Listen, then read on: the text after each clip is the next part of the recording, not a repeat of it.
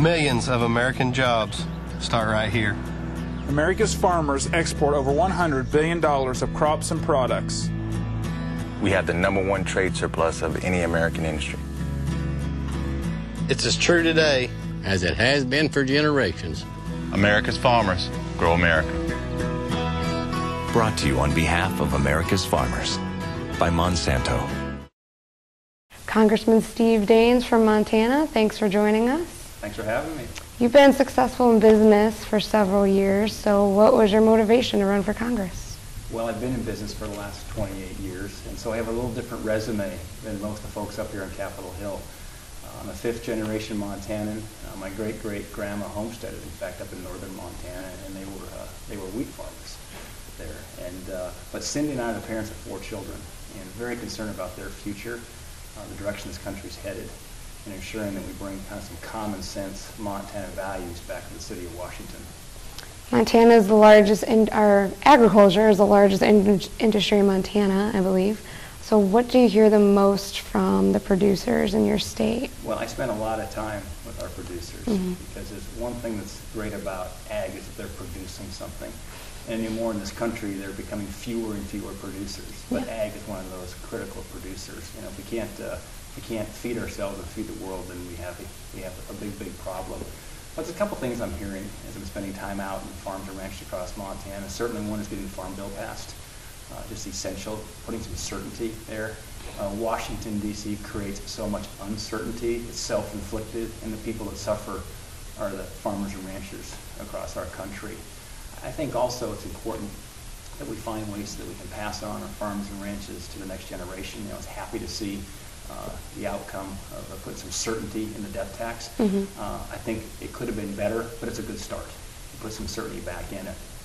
And I think also I hear a lot about the regulatory burden placed on farms and ranches. I hear a lot about the EPA. In fact, one rancher in eastern Montana said that the EPA stands for Eliminate Production Agriculture. And I mean, they're just concerned about the regulations on fuel storage. We hear regulations coming from the Department of Labor that we can't have our kids working on our farms and our ranches, but that's just part of our heritage here as Montanans and those who've grown up in an ag background. I think lastly, too, it's important that we find ways to open up new markets. We've got to increase consumption in the world. There's tremendous markets out there, and I've had some overseas experience in business, and I hope to be able to assist in opening new markets for farm and ranchers here in Montana and across the country. One of your roles is on the Natural Resources Committee. What are your plans and priorities for domestic energy production in that role, and how does agriculture fit into those goals? Yeah, well, I've spent a lot of time on the road in Montana. It's a big state, and we have but one member of Congress. I went to all 56 counties during the campaign. In fact, I'm also making a goal that I'll visit all 56 counties over the course of my 2-year term. But just as we need to have made in America ag products for both our domestic and international markets, the same thing holds true for energy. We have the potential there to become more self-sufficient and less dependent on sources of oil and energy that are not real friendly to America. And Montana has a role to play in that. So I'm a supporter of responsible development of our natural resources. Again, another producing part of our economy like our ag. The budget is obviously a big issue right now, kind of the main priority for Congress. How will the actions that you're all taking here impact the ag industry, and how would you like it to impact the ag industry?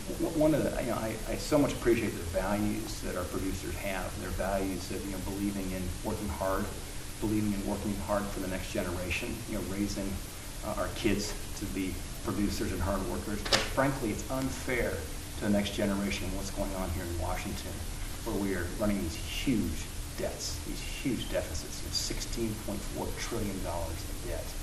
And that just is not fair for the next generation.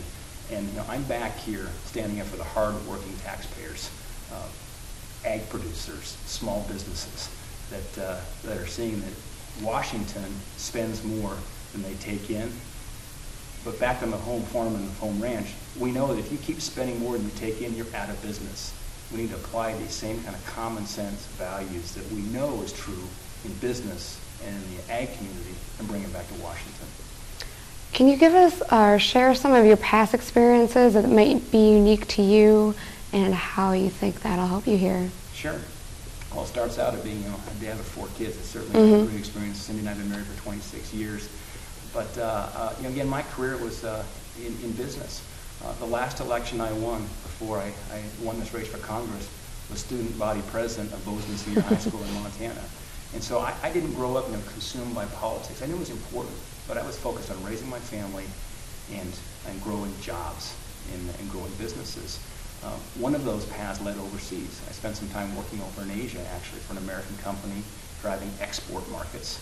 And so I think I can bring that back to Washington, that experience of competing on the global playing field. As we know, in the farm and ranch community, we compete against foreign producers. And we need to make sure we have policies that level the playing field so we can compete fairly against the foreign sources of competition and to grow those markets. Great. Congressman, thank you so much for joining us. You bet. Thank you. It's my pleasure to be with you.